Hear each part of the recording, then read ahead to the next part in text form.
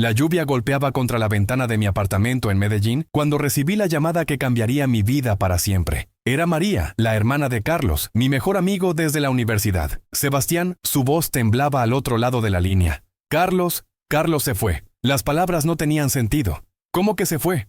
¿A dónde? Pero el silencio que siguió me dio la respuesta que mi mente se negaba a procesar.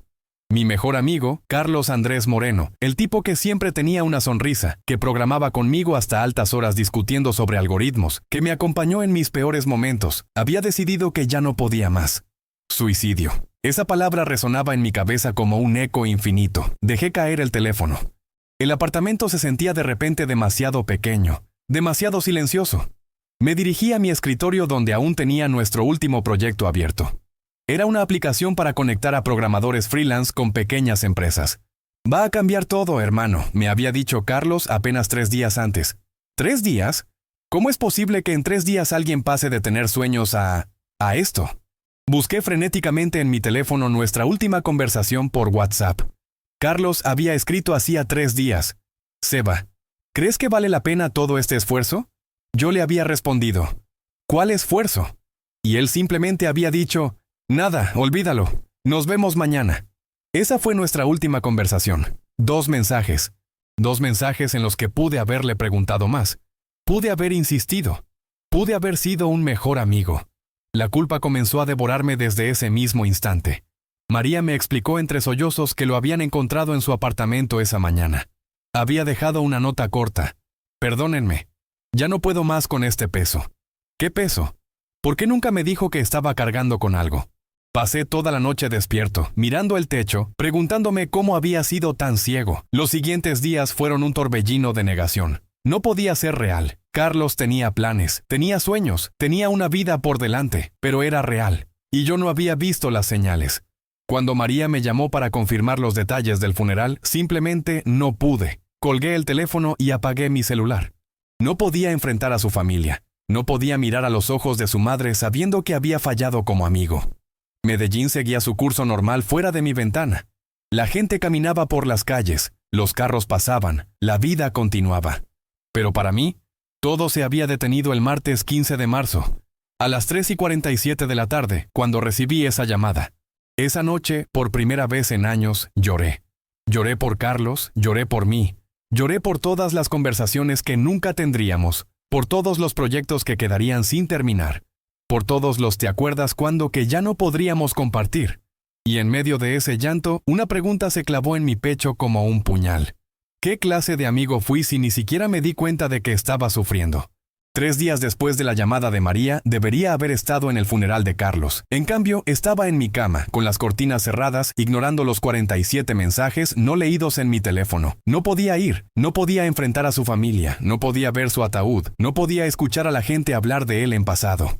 Cada vez que imaginaba la escena, mi pecho se cerraba y no podía respirar. Mi madre había venido 2 veces a tocar la puerta. La primera vez gritó que estaba preocupada. La segunda vez simplemente se quedó ahí parada durante 1 hora. Yo sabía que estaba ahí porque podía ver la sombra de sus pies bajo la puerta, pero no tenía fuerzas para abrirle. El trabajo se convirtió en mi única escapatoria. Me sumergí en el código como si fuera una droga. 18, 20, 22 horas al día programando desde casa, tratando de llenar el silencio que Carlos había dejado. Cada vez que mi mente se quedaba en silencio por un segundo, su voz regresaba. ¿Crees que vale la pena todo este esfuerzo? ¿Por qué no le pregunté a qué se refería? ¿Por qué asumí que hablaba del proyecto y no de algo más profundo? Los recuerdos me torturaban. Carlos y yo habíamos sido compañeros de cuarto en la universidad. Estudiábamos ingeniería de sistemas juntos. Nos desvelábamos programando, compartíamos pizzas frías y sueños de crear la próxima gran startup colombiana. Recordé la vez que casi se retira de la carrera en 4º semestre.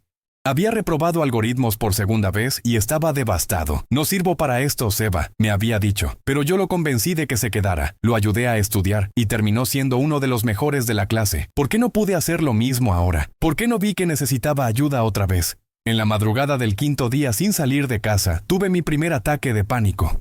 Desperté sintiéndome como si me estuviera ahogando. El corazón me latía tan rápido que pensé que iba a explotar. Las manos me temblaban, sudaba frío, y tenía la certeza de que me iba a morir. Duró apenas 5 minutos, pero se sintieron como horas. Cuando pasó, me quedé ahí tirado en el piso de la sala, jadeando, preguntándome si esto era lo que Carlos había sentido antes de tomar su decisión final. El sexto día, María me envió fotos del funeral. No sé por qué lo hizo. Tal vez pensó que me ayudaría a tener closure, como dicen los gringos.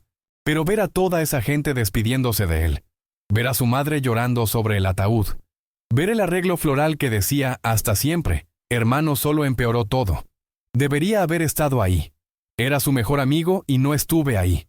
Borré las fotos y bloqueé temporalmente a María. Sé que no era justo con ella, pero no podía manejar más dolor del que ya tenía. Mi jefe, Roberto, me llamó preguntando si estaba bien. Le dije que tenía gripe y que trabajaría desde casa unos días más. Mentir se estaba volviendo más fácil cada día. El séptimo día recibí un paquete. Era el libro que Carlos había pedido en Amazon antes de morir, Clean Code de Robert Martin. Lo había enviado a mi dirección por error, o tal vez a propósito. En la primera página había una nota adhesiva con su letra.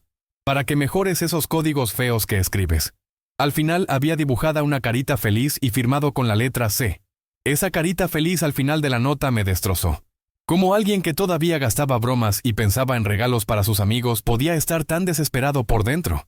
Esa noche, después de una semana sin salir de casa, me vi en el espejo del baño. Tenía ojeras profundas, había perdido peso, mi barba estaba descuidada. Me parecía a esos programadores antisociales de las películas, pero sin la genialidad que los justificaba. Carlos habría odiado verme así. Siempre me decía que cuidara mi apariencia, que un buen programador también debía ser una buena persona en todos los aspectos. Pero Carlos ya no estaba aquí para decirme nada. Y esa era una realidad con la que tendría que vivir el resto de mi vida. El 10º día después de la muerte de Carlos, recibí un email que me heló la sangre.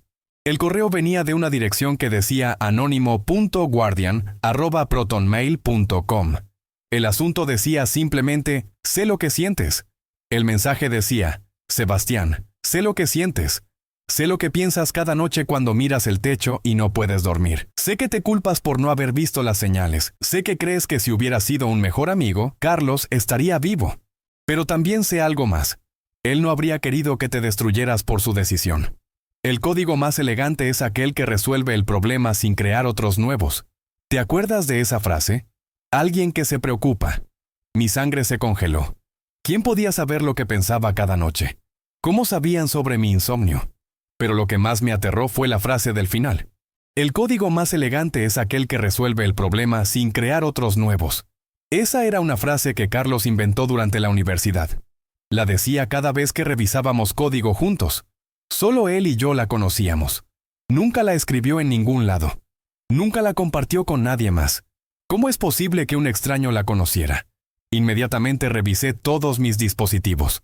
Cambié contraseñas, corrí antivirus, revisé mi historial de navegación. Nada. Ningún indicio de que alguien hubiera hackeado mis cuentas. Luego pensé en las pocas personas que podrían saber sobre mi estado. Mi madre, María, mis compañeros de trabajo. Pero ninguno de ellos conocía esa frase específica. ¿Sería posible que Carlos hubiera compartido esa frase con alguien más sin que yo lo supiera? La paranoia comenzó a invadirme. Revisé todas las ventanas del apartamento, las puertas, las cerraduras.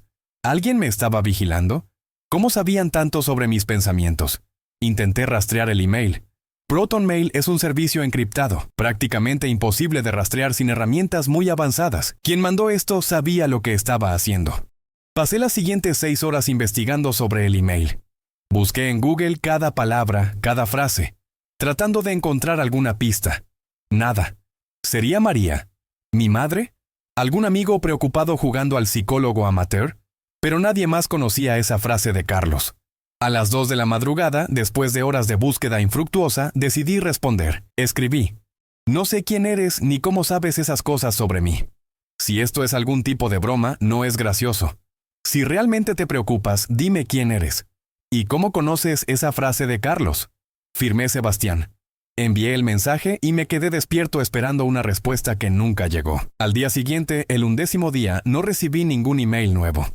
Comencé a pensar que tal vez había sido solo alguien jugando una broma cruel, aprovechándose de mi dolor. Pero el 12º día, a las 3:47 de la tarde, exactamente la misma hora en la que había recibido la llamada sobre la muerte de Carlos, llegó otro mensaje. El asunto decía, no es una broma. Sebastián, no es una broma. Y no es crueldad. Carlos me habló de ti muchas veces. Me contó sobre esa frase que inventaron juntos, sobre sus proyectos, sobre lo buen amigo que eras, pero también me contó sobre su dolor. Un dolor que tú no podías ver porque él era muy bueno ocultándolo. No respondas más a estos emails, solo léelos. Y cuando estés listo para el primer paso, te escribiré de nuevo. Postdata. Él sabía que lo querías, nunca lo dudó. Esta vez no intenté responder. Las manos me temblaban mientras releía el mensaje una y otra vez. ¿Carlos le había hablado de mí a alguien? ¿Cuándo? ¿Quién era esta persona que parecía conocer tanto sobre nosotros dos? Y lo más importante, si Carlos estaba hablando con alguien sobre su dolor, ¿por qué nunca me lo dijo a mí? Esa noche, por primera vez en casi 2 semanas, no pude programar. Me quedé sentado frente al computador, mirando la pantalla en blanco, con una sola pregunta martillando en mi cabeza. ¿Quién eres y qué quieres de mí? Los siguientes días se convirtieron en un infierno de paranoia y miedo. Cada sonido en el pasillo me ponía en alerta. Cada notificación en mi teléfono me hacía saltar. ¿Quién era esta persona que parecía conocer mi vida mejor que yo mismo? El 15º día después de la muerte de Carlos, llegó el tercer email. El asunto decía, no fue tu culpa, pero tampoco puedes seguir así. Sebastián, han pasado 15 días desde que Carlos se fue. 15 días en los que no has salido de tu apartamento más que para comprar lo mínimo necesario. 15 días en los que has programado más de 300 horas, como si el código pudiera llenar el vacío que él dejó. No fue tu culpa. Repítete eso hasta que lo creas. Pero tampoco puedes seguir así.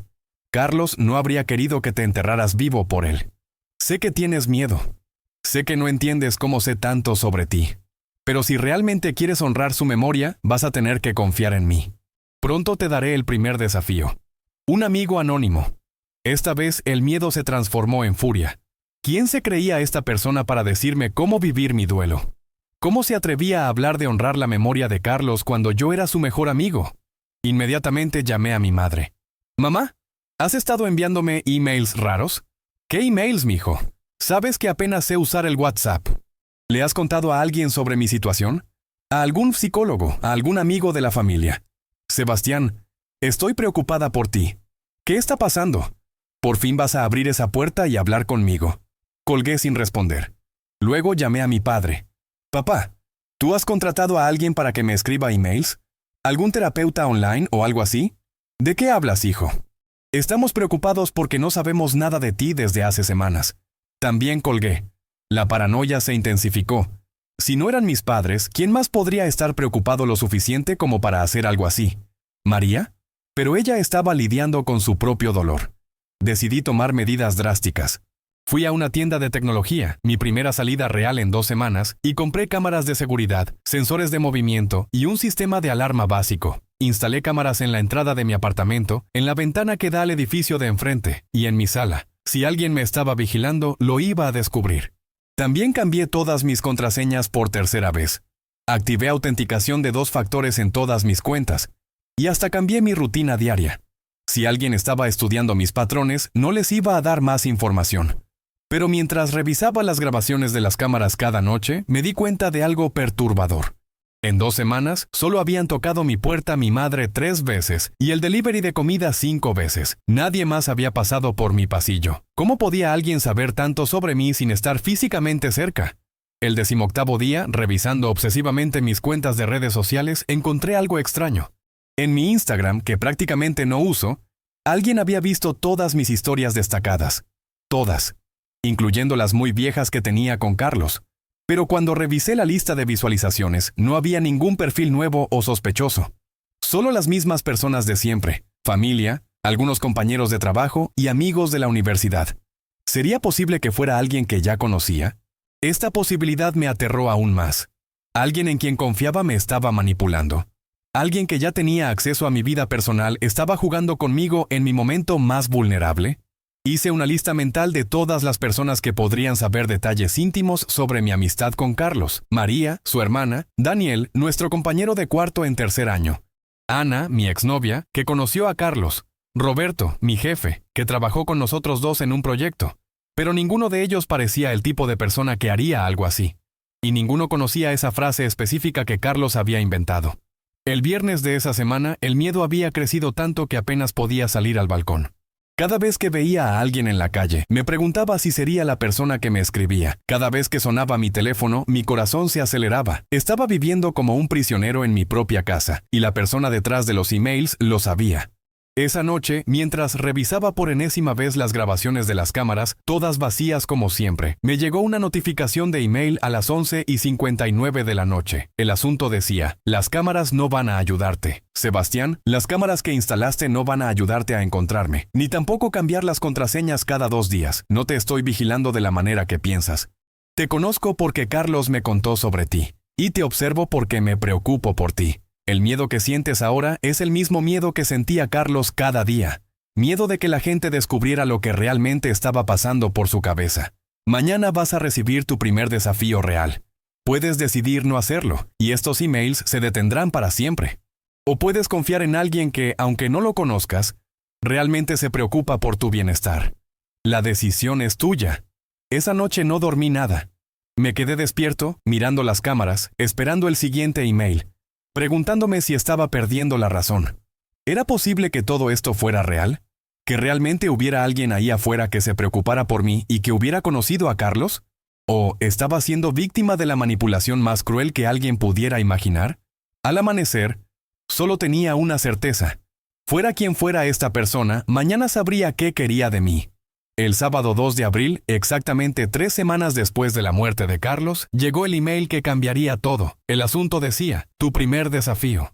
Sebastián, durante las últimas 3 semanas has vivido como un fantasma. Has existido, pero no has vivido. Tu primer desafío es simple. Ve al Parque de los Pies Descalzos hoy a las 3 de la tarde. Siéntate en la banca donde tú y Carlos se sentaban cuando saltaban clases en la universidad. No busques a nadie. Solo ve, siéntate y recuerda qué se siente estar vivo. Si decides no ir, respetaré tu decisión y nunca más recibirás otro email de mi parte. Si decides ir, será el primer paso para salir del abismo en el que te has sumergido. La elección es tuya, hermano. Mi corazón casi se detiene cuando leí hermano. Era la palabra que Carlos usaba conmigo todo el tiempo. ¿Cómo vas, hermano? Nos vemos luego, hermano. Confía en mí, hermano.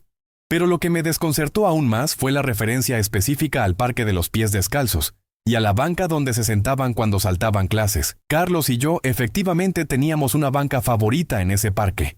Era donde íbamos cuando necesitábamos escapar de la universidad, cuando teníamos problemas con algún proyecto o simplemente cuando queríamos hablar de nuestros sueños mientras veíamos pasar la gente.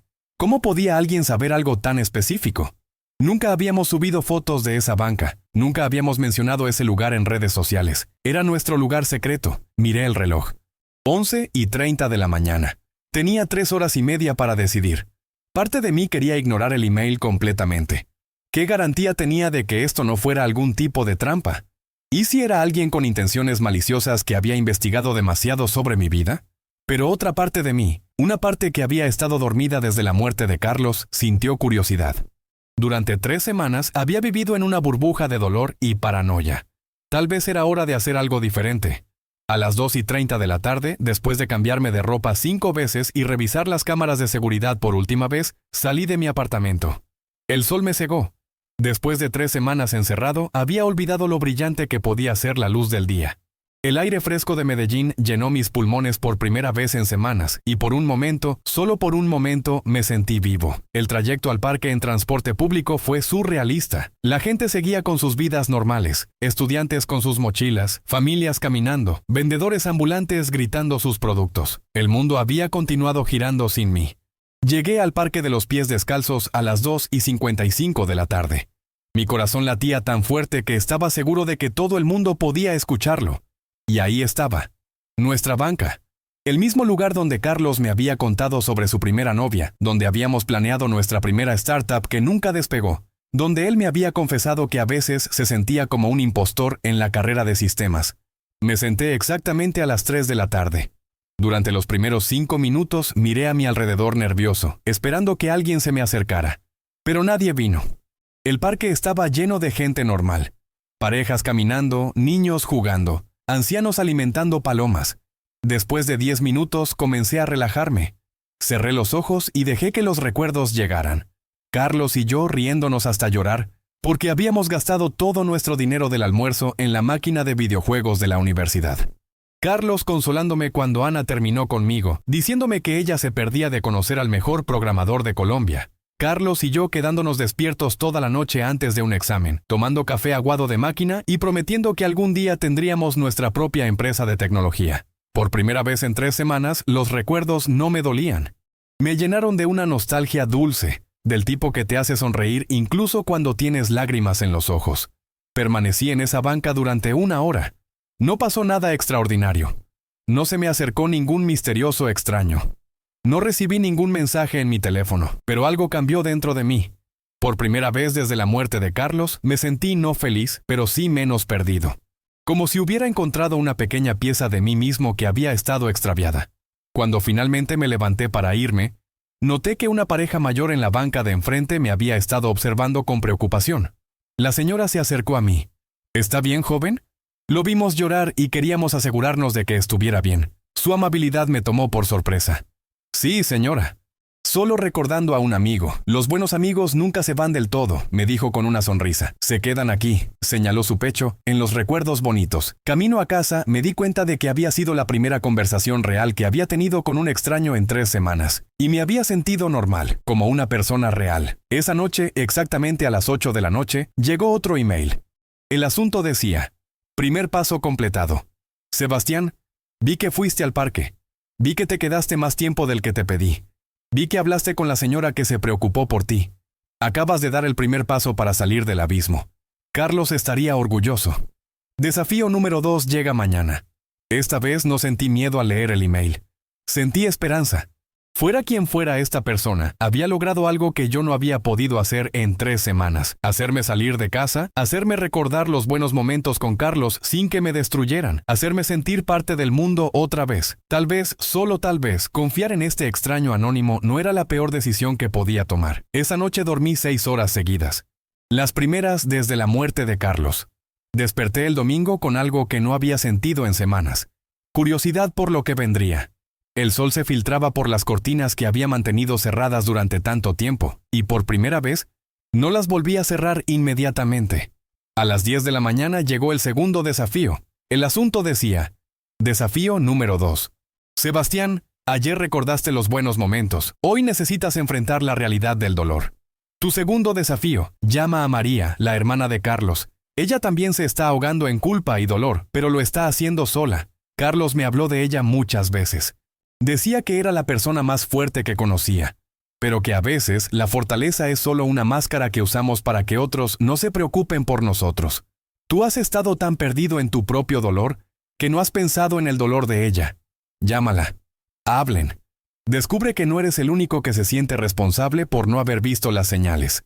Tienes hasta las 6 de la tarde para hacer esa llamada. La culpa me golpeó como un martillo. Tenía razón. Había estado tan sumergido en mi propio sufrimiento que ni siquiera había pensado en cómo se estaría sintiendo María. Ella había perdido a su hermano menor, la persona que más amaba en el mundo, y yo la había bloqueado cuando trató de compartir su dolor conmigo. ¿Qué clase de persona hace eso? Pero llamar a María significaba enfrentar todo lo que había estado evitando. Significaba hablar sobre Carlos, sobre el funeral al que no fui, sobre los mensajes que ignoré. Significaba admitir que había sido un cobarde. Pasé las siguientes 3 horas caminando por mi apartamento, tomando el teléfono y volviéndolo a dejar. ¿Qué le iba a decir? Hola María, sé que ignoré todos tus mensajes y no fui al funeral de tu hermano, pero ahora un extraño anónimo me está diciendo que te llame. Sonaba ridículo incluso en mi cabeza. A las 2 de la tarde decidí que si no lo hacía ahora, nunca lo haría. Marqué el número de María con manos temblorosas. Sonó 4 veces antes de que contestara. ¿Sebastián? Su voz sonaba sorprendida, pero también aliviada. Hola María. Yo sé que no he sido el mejor. No digas nada más. Me interrumpió. Estaba preocupada por ti. Todos estábamos preocupados. Hubo un silencio incómodo. Yo esperaba que me gritara, que me reclamara por no haber ido al funeral, por haberla bloqueado. María, yo debería haber estado ahí, en el funeral, contigo, con la familia. Soy un cobarde y un mal amigo y... Sebastián, para. Su voz era suave pero firme. ¿Puedes venir a mi casa? Creo que necesitamos hablar en persona. 2 horas después estaba parado frente a la puerta del apartamento de María. Era un edificio que conocía bien. Carlos y yo habíamos pasado muchas tardes ahí cuando María estudiaba en la universidad. Ella abrió la puerta antes de que pudiera tocar. Se veía terrible. Tenía ojeras profundas, había perdido peso, y sus ojos estaban rojos como si hubiera estado llorando recientemente. «Te ves horrible», me dijo con una sonrisa triste. «Tú también», le respondí, y ambos nos reímos de manera amarga. Su apartamento estaba lleno de fotos de Carlos. En la mesa de la sala había álbumes abiertos, como si hubiera estado repasando recuerdos. En la pared, una foto de los tres juntos en la graduación de la Universidad de Carlos. «Siéntate», me dijo señalando el sofá. «¿Quieres café?» «Claro». Mientras preparaba el café, comenzamos a hablar. Al principio, conversación superficial sobre cómo habíamos estado, pero gradualmente fuimos adentrando en territorio más profundo. «María, yo debería haber visto las señales», le dije finalmente. Era su mejor amigo y no vi que estaba sufriendo. Ella se quedó callada por un momento, removiendo su café lentamente. «Sebastián, ¿puedo contarte algo que nunca le dije a nadie?» Asentí. La noche antes de que se fuera, él me llamó. Hablamos durante 2 horas. Me dijo que se sentía como si estuviera viviendo una vida que no era suya, como si fuera un actor interpretando un papel. Las lágrimas comenzaron a rodar por sus mejillas. Le pregunté si quería venir a quedarse conmigo unos días, si quería que habláramos más al día siguiente. Me dijo que sí, que me llamaría en la mañana para quedar. Pero nunca llamó. Se quebró. Los sollozos que salían de ella eran desgarradores. Yo sabía que algo estaba mal, Sebastián. Sabía que mi hermano estaba sufriendo y no hice lo suficiente. No insistí. No fui a su apartamento esa noche. No lo salvé. Me acerqué y la abracé. Los dos lloramos juntos en ese sofá, compartiendo por primera vez el peso de nuestra culpa. María, yo también hablé con él días antes. Me hizo una pregunta extraña y yo simplemente la ignoré. Pensé que estaba hablando de trabajo. ¿Qué pregunta? Me preguntó si creía que valía la pena todo el esfuerzo. Yo asumí que hablaba de nuestro proyecto, pero ahora creo que hablaba de la vida en general. Nos quedamos en silencio durante varios minutos, absorbiendo la realidad de que los dos nos sentíamos responsables por la muerte de la persona que más amábamos. ¿Sabes qué es lo más difícil?, me preguntó María. ¿Qué? Que él siempre fue el que nos cuidaba a todos. Cuando papá murió, Carlos tenía solo 16 años, pero se convirtió en el hombre de la casa. Siempre se preocupaba por todos menos por él mismo. Tenía razón. Carlos siempre había sido el que solucionaba los problemas de otros. En la universidad era al que todos acudían cuando tenían crisis. Era el que prestaba dinero sin preguntar cuándo se lo devolverían. El que se quedaba despierto ayudando a estudiar para exámenes. El que daba consejos sobre relaciones. Tal vez, dije lentamente, Carlos era tan bueno cuidando a otros que nunca aprendió a pedir ayuda para él mismo. María asintió. O tal vez pensó que si nos decía lo que realmente estaba sintiendo, se convertiría en una carga. Pero él nunca habría sido una carga, protesté. Lo sabemos nosotros. Pero él no lo sabía. Permanecimos en silencio otra vez, cada uno perdido en sus pensamientos. María, ¿crees que alguna vez vamos a dejar de sentirnos culpables? No lo sé, me respondió honestamente. Pero creo que Carlos no habría querido que nos destruyéramos por su decisión. Él nos amaba demasiado como para querer eso. Tenía razón. Carlos, incluso en su dolor, había sido considerado. Su nota de suicidio había sido corta y no había culpado a nadie. Había pedido perdón, pero no había dejado recriminaciones. ¿Has pensado en terapia?, le pregunté. Todos los días. Pero cada vez que marco el número de algún psicólogo, cuelgo. ¿Y tú? Igual. Nos reímos tristemente de nuestra cobardía compartida. Tal vez, sugirió María, podríamos ir juntos, ya sabes, apoyo moral. Por primera vez en semanas, la idea de buscar ayuda profesional no me pareció tan aterradora. Me gustaría eso, le dije. Pasamos el resto de la tarde compartiendo recuerdos de Carlos. Los buenos recuerdos. María me contó historias de su infancia que yo no conocía. Yo le conté sobre nuestras aventuras en la universidad que ella no había escuchado. Cuando me fui de su casa esa noche, me sentía diferente. Seguía triste, seguía culpable, pero ya no me sentía solo en mi dolor. Esa noche llegó el email esperado. El asunto decía, segundo paso completado. Sebastián, hablaste con María. Compartieron su dolor.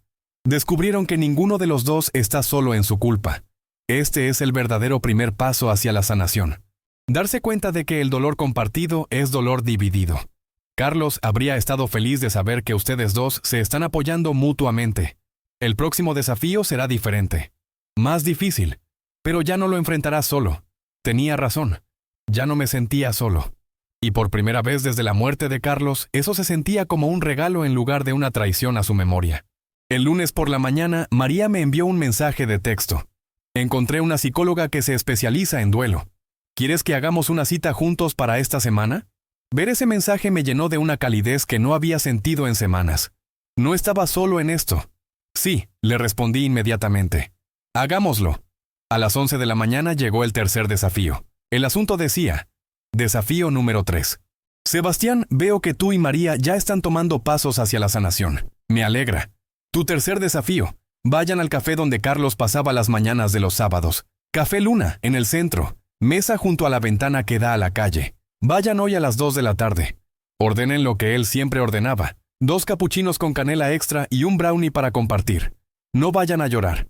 Vayan a celebrar que lo conocieron. Hablen de sus sueños, de los planes que tenían juntos, de todo lo bueno que Carlos les enseñó. Es hora de que recuerden que una vida no se define por cómo termina, sino por cómo se vive. Llamé inmediatamente a María. ¿Café Luna? ¿Cómo puedes saber eso? Me preguntó cuando le leí el email. Carlos efectivamente iba al Café Luna todos los sábados por la mañana. Era su ritual personal. Decía que era el único lugar en Medellín donde hacían el capuchino exactamente como a él le gustaba. María y yo habíamos ido con él algunas veces, pero era principalmente su espacio personal. ¿Tú le contaste a alguien sobre ese lugar? Le pregunté. Nunca. Es decir, tal vez lo mencioné en conversaciones casuales, pero nunca como algo importante. ¿Crees que deberíamos ir? Sebastián, estos emails están funcionando. Ayer hablamos por primera vez en semanas. Hoy ya hicimos cita con la psicóloga. Sea quien sea esta persona, realmente se preocupa por nosotros. Tenía razón. Por primera vez en mi vida, seguir las instrucciones de un extraño me estaba ayudando en lugar de dañarme. Nos vemos ahí a las 2, le dije. Llegué al Café Luna 5 minutos antes que María. Era un lugar pequeño y acogedor, con paredes llenas de libros y plantas colgantes. La mesa junto a la ventana estaba vacía, como si hubiera estado esperándonos. Cuando María llegó se veía nerviosa pero determinada. ¿Estás seguro de que quieres hacer esto?, me preguntó. No, le respondí honestamente. Pero lo voy a hacer de todas formas. Nos sentamos en la mesa de Carlos. Desde ahí se podía ver toda la calle. Vendedores ambulantes, estudiantes universitarios, oficinistas en su hora de almuerzo. Era perfecta para observar a la gente, algo que a Carlos le encantaba hacer. ¿Qué ordenamos?, preguntó el mesero. 2 capuchinos con canela extra y un brownie para compartir, dije, sintiendo un nudo en la garganta. Cuando llegaron las bebidas, María levantó su taza. Por Carlos, dijo. Por Carlos, repetí. El primer sorbo fue difícil. Podía imaginar a Carlos sentado ahí con nosotros, probablemente haciendo chistes malos y contándonos sobre algún artículo de tecnología que había leído. Pero gradualmente, mientras hablábamos, la atmósfera se volvió menos pesada. ¿Te acuerdas cuando Carlos se obsesionó con la idea de crear una aplicación para que la gente adoptara plantas? Me preguntó María riéndose. Sí, Plant Tinder, la llamaba. Decía que si la gente podía encontrar pareja en línea, también debería poder encontrar la planta perfecta. Estuvo trabajando en el prototipo durante 3 meses. Nunca se lo dije, pero secretamente descargué la versión beta y adopté 5 plantas por su aplicación. ¿En serio? ¿Y qué pasó con las plantas? Se murieron todas, admitió María, y ambos estallamos en carcajadas. Era la primera vez que reía desde la muerte de Carlos. ¿Sabes qué más me encantaba de él?, continué. Su optimismo ridículo. Siempre pensaba que el siguiente proyecto iba a ser el que nos haría millonarios. Sí, pero también trabajaba increíblemente duro para hacer esos sueños realidad, agregó María. Nunca conocí a alguien tan dedicado. ¿Te acuerdas de su plan de 5 años? Iba a tener su propia empresa de desarrollo, una casa con jardín grande, y quería adoptar 3 perros. Los iba a llamar Beat, Bite y Bug, dijo María sonriendo. ¿Cómo recuerdas eso? Porque me hizo prometer que si algo le pasaba, yo adoptaría a los perros y les pondría esos nombres. El silencio que siguió no fue incómodo. Era reflexivo. María, ¿tú crees que él sabía? ¿Que estaba planeando? No lo sé. Pero creo que incluso en sus momentos más oscuros, una parte de él seguía soñando con el futuro. Por eso duele tanto. Porque había tanto por lo que vivir. Permanecimos en silencio por unos minutos, viendo pasar a la gente por la ventana. ¿Sabes qué me dijo Carlos la última vez que vinimos aquí juntos?, me preguntó María. ¿Qué? Me dijo que si alguna vez le pasaba algo quería que yo cuidara de ti. Dijo que eras demasiado bueno para este mundo. pero también demasiado testarudo como para pedir ayuda cuando la necesitaras. Sentí lágrimas en mis ojos, pero eran diferentes a las lágrimas de dolor de las últimas semanas. Eran lágrimas de amor, de nostalgia dulce. Él también me dijo algo similar sobre ti, le confesé. Me dijo que eras la persona más fuerte que conocía, pero que a veces la gente fuerte necesita que alguien sea fuerte por ellos. ¿Crees que él sabía que íbamos a necesitarnos el uno al otro? Creo que Carlos siempre supo más de lo que decía. Terminamos nuestros capuchinos y compartimos el brownie en silencio. No era un silencio triste, sino contemplativo. Era como si pudiéramos sentir la presencia de Carlos ahí con nosotros. No de manera fantasmal, sino en todos los recuerdos que compartíamos. Cuando nos íbamos, María me preguntó, ¿te das cuenta de que esta es la primera vez desde su muerte que hablamos de él sin llorar? Tenía razón. Habíamos recordado, habíamos honrado su memoria, pero también habíamos celebrado quién había sido. Creo que esto es lo que él habría querido, le dije. Sí. Él odiaba cuando la gente se ponía demasiado seria. Esa noche el email llegó más temprano de lo usual. El asunto decía, tercer paso completado. Sebastián, los vi en el café. Vi que se rieron. Vi que recordaron los sueños de Carlos en lugar de solo su dolor. Este es el verdadero homenaje a alguien que amamos. Recordar la alegría que trajeron a nuestras vidas, no solo la tristeza que dejaron cuando se fueron. Carlos estaría feliz de saber que sus dos personas favoritas están cuidando una de la otra, tal como él habría querido. El próximo desafío será el más difícil hasta ahora. Pero ya no son las mismas personas que eran hace una semana. Están listos. María tenía razón.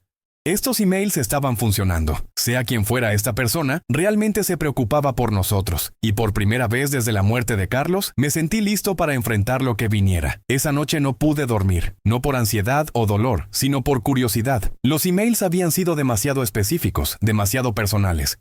Quien estaba detrás de esto conocía detalles íntimos sobre mi amistad con Carlos que muy pocas personas sabían. Decidí hacer una investigación más profunda. Llamé a mi amigo Roberto, que trabajaba en ciberseguridad. Roberto, necesito un favor. ¿Puedes ayudarme a rastrear el origen de unos emails? ¿Te están hackeando? Es complicado. ¿Podemos vernos mañana?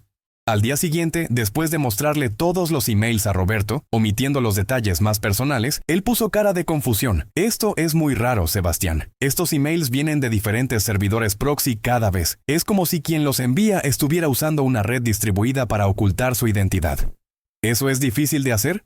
Para una persona promedio, sí. Pero alguien con conocimientos avanzados de redes y seguridad podría hacerlo. ¿Alguna otra pista? Roberto analizó los metadatos de los emails durante una hora. Mira esto. Los horarios de envío son interesantes. Todos los emails se envían desde la zona horaria de Colombia, pero en horarios muy específicos. 3:47 de la tarde, 8 de la noche, 11:59 de la noche. ¿Esos horarios significan algo para ti? 3:47 de la tarde era la hora exacta en que recibí la llamada sobre la muerte de Carlos. Los otros horarios no estaba seguro. ¿Y la dirección de email? anónimo.guardian@protonmail.com.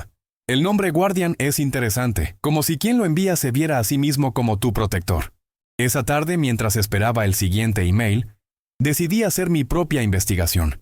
Revisé todos mis chats con Carlos de los últimos 6 meses, buscando alguna mención de otras personas en su vida. Encontré algunas referencias vagas. Hablé con alguien hoy que me hizo pensar mucho sobre la vida. Hay una persona que me está ayudando a ver las cosas de manera diferente. No todo el mundo entiende lo que es sentirse como un impostor todo el tiempo, pero hay alguien que sí. ¿Quién era esa persona? ¿Por qué Carlos nunca mencionó un nombre? A las 8 de la noche llegó el cuarto email. El asunto decía, desafío número 4. Sebastián, veo que has estado investigando sobre mí. Es natural. La curiosidad es una señal de que estás volviendo a la vida. Tu cuarto desafío es diferente. Deja de buscarme. Búscate a ti mismo. Mañana es martes. Regresa al trabajo. Tu equipo te necesita y tú necesitas sentir que tu vida tiene propósito otra vez. Carlos siempre decía que el trabajo no era solo lo que hacían para ganar dinero, sino una forma de contribuir al mundo. Es hora de que recuerdes por qué te enamoraste de la programación. No se trata de huir de tu dolor. Se trata de recordar que eres más que tu dolor. El email me molestó. Después de 3 desafíos que me habían ayudado genuinamente, este se sentía como una orden. ¿Quién era esta persona para decirme cuándo estaba listo para volver al trabajo? Pero también sabía que tenía razón. Había estado trabajando desde casa esporádicamente, haciendo lo mínimo necesario. Mi jefe Roberto había sido paciente, pero no podía abusar de su comprensión para siempre. Esa noche llamé a María para contarle sobre mi investigación y el nuevo email. ¿Sabes qué pienso?, me dijo después de escuchar todo. Pienso que tal vez no importa quién es esta persona, importa que nos está ayudando. Pero María, ¿no te da curiosidad? ¿No quieres saber quién conocía tanto sobre Carlos y nunca nos habló de él? Claro que me da curiosidad. Pero también he estado durmiendo mejor desde que empezaron estos emails. He estado cuidándome mejor. Hice esa cita con la psicóloga. ¿Y si obsesionarnos con su identidad nos distrae de lo que realmente importa? Tenía un punto. Además, continuó. ¿Y si es alguien que tiene sus propias razones para mantenerse anónimo? ¿Y si revelar su identidad haría que dejara de ayudarnos? Esa noche, en lugar de seguir investigando, decidí hacer algo que no había hecho en semanas. Revisar mi código del trabajo. Había varios proyectos atrasados, bugs que reportar, y un equipo que probablemente se preguntaba si su compañero había perdido completamente la cabeza. Al día siguiente, martes, me vestí con ropa de trabajo por primera vez en un mes. Camisa decente, jeans sin huecos, zapatos cerrados. Cuando me vi en el espejo, me sorprendí. Ya no me veía como un ermitaño loco. La oficina se sentía extraña después de tanto tiempo. Mis compañeros me recibieron con una mezcla de preocupación y alivio. «Sebastián, ¿cómo estás?», me preguntó Andrea, la diseñadora UX. «Mejor», respondí honestamente. «Gracias por cubrirme estos últimos días». «No fueron días, hermano. Fue un mes», me dijo Julián, nuestro tester, pero con una sonrisa. «Pero nos alegra tenerte de vuelta». Roberto, mi jefe, me llamó a su oficina. «¿Estás bien? ¿Realmente bien o solo fingiendo que estás bien?» «Estoy mejorando, día a día. ¿Necesitas más tiempo?» «No. Creo que necesito estar aquí. Necesito recordar quién soy cuando no estoy sumergido en mi dolor». Roberto asintió. «Tu equipo te extrañó. Y honestamente, yo también. Pero si en algún momento necesitas salir temprano, o tomarte un día, o hablar, solo dímelo». Pasé el día actualizándome en todo lo que había pasado en mi ausencia. Había nuevos proyectos, nuevos clientes, problemas que resolver. Por primera vez en semanas, mi mente se enfocó en algo que no fuera Carlos o mi culpa. Y se sintió bien. No feliz, pero sí normal. Como si fuera una persona real con responsabilidades reales. Durante el almuerzo, Andrea se sentó conmigo. ¿Sabes qué? Estaba preocupada de que nunca regresaras. Julián incluso hizo una apuesta de que ibas a renunciar sin avisar. ¿Y tú qué apostaste? Yo aposté que eras más fuerte de lo que tú mismo creías. Y parece que gané. Sus palabras me tocaron profundamente. Durante todo este tiempo, había pensado que era débil por no poder manejar la muerte de Carlos. Pero tal vez regresar, enfrentar la vida, era en realidad un acto de fortaleza. Esa noche trabajé en casa en un proyecto personal que había abandonado. Una aplicación para conectar freelancers con startups locales. Era algo que Carlos y yo habíamos planeado hacer juntos. Por primera vez, trabajar en algo que me recordaba a él no me dolía. Me hizo sentir conectado con él de una manera positiva. A las 11:59 de la noche llegó el email. El asunto decía: cuarto paso completado. Sebastián, regresaste al trabajo. Reconectaste con tu equipo. Recordaste que eres un programador talentoso con cosas importantes que aportar al mundo. Pero más importante, trabajaste en el proyecto que habías planeado hacer con Carlos. No lo abandonaste por él, sino que lo continuaste por él. Ese es el verdadero homenaje a un amigo. Continuar construyendo el mundo que soñaron juntos. Carlos estaría orgulloso. Próximo desafío. Es hora de que busques ayuda profesional. Tenía razón otra vez. Ya era hora de hablar con alguien que realmente supiera cómo ayudarme a procesar todo esto. Pero primero tenía una cita con María para ir juntos a terapia. Era hora de dar el siguiente paso hacia la sanación real. El viernes por la mañana, María y yo teníamos nuestra primera cita con la psicóloga. Nos encontramos en la sala de espera, ambos visiblemente nerviosos. ¿Alguna vez has ido a terapia?, me preguntó María. Nunca. ¿Tú? Una vez cuando papá murió. Pero era muy joven y no hablé mucho. La psicóloga, doctora Lucía Hernández, era una mujer de unos 45 años con una sonrisa cálida y una presencia que inmediatamente me tranquilizó. ¿Quieren empezar juntos o prefieren sesiones individuales?, nos preguntó. María y yo nos miramos. Juntos dijimos al mismo tiempo. Durante la primera hora simplemente contamos nuestra historia. La muerte de Carlos, nuestra culpa, el aislamiento y cómo habíamos reconectado recientemente. Es muy común que los sobrevivientes de suicidio se sientan culpables, nos explicó la doctora Hernández. Pero quiero que entiendan algo. El suicidio es el resultado de una enfermedad mental, no de la falta de amor o apoyo de sus seres queridos. Pero si hubiéramos estado más atentos, empecé a decir, Sebastián, ¿has considerado que tal vez Carlos era muy bueno ocultando su dolor? Que tal vez trabajó muy duro para asegurarse de que ustedes no se preocuparan. Esa perspectiva nunca se me había ocurrido. Las personas con depresión severa a menudo se vuelven expertas en usar máscaras, continuó. No porque no confíen en sus seres queridos, sino porque no quieren ser una carga. María comenzó a llorar. Él siempre se preocupaba por todos los demás. Exactamente. Y esa es precisamente la razón por la que probablemente no les dijo lo que estaba pasando. Los amaba demasiado como para querer que se preocuparan. La sesión me dejó con mucho en qué pensar. Había estado asumiendo que mi dolor era único, que mi culpa era justificada, que debería haber sido capaz de salvar a Carlos. Pero tal vez mi dolor era normal. Tal vez mi culpa era parte del proceso. Y tal vez Carlos no necesitaba ser salvado por mí. Necesitaba ayuda profesional que nunca buscó. Esa noche llegó un email diferente. El asunto decía, 5º desafío. Sebastián, vi que fuiste a terapia con María. Ese fue un paso valiente. Tu 5º desafío es personal. Ve a trabajar mañana, pero esta vez, almuerza con tus compañeros. No te escondas en tu escritorio. Reconecta con las personas que se preocupan por ti. Pero hay más. Durante el almuerzo, cuéntales sobre Carlos. No sobre su muerte, sino sobre quién era. Comparte por qué era especial. Es hora de que conviertas su memoria en algo que une a las personas en lugar de algo que te aísla. El lunes durante el almuerzo, en lugar de comer solo en mi escritorio como había estado haciendo, me uní a Andrea, Julián y Roberto en la mesa común. Sebastián almorzando con los humanos. ¿Qué ha pasado con el ermitaño?, bromeó Julián. He estado procesando algunas cosas, les dije, y me di cuenta de que me había estado aislando demasiado. ¿Todo bien en casa?, preguntó Andrea con genuina preocupación. Respiré profundo. Perdí a mi mejor amigo hace unas semanas. Se suicidó. El silencio que siguió fue incómodo, pero no tanto como había esperado. Sebastián, lo siento mucho, dijo Roberto. ¿Por qué no nos dijiste? Porque no sabía cómo. Y porque pensé que si hablaba de ello, se haría más real. ¿Quieres contarnos sobre él?, preguntó Andrea suavemente. Y para mi sorpresa, sí quería. Se llamaba Carlos. Era programador también. Nos conocimos en la universidad. Era el tipo de persona que siempre veía el lado positivo de las cosas. Tenía ideas locas para aplicaciones, como Plan Tinder. Julián se rió. ¿Plan Tinder? Una app para que la gente adoptara plantas. Decía que si podíamos encontrar pareja en línea, también podíamos encontrar la planta perfecta. Eso es brillante, dijo Andrea. ¿La desarrolló? Hizo un prototipo. De hecho, era muy talentoso. Siempre estaba soñando con la siguiente gran idea que iba a cambiar el mundo.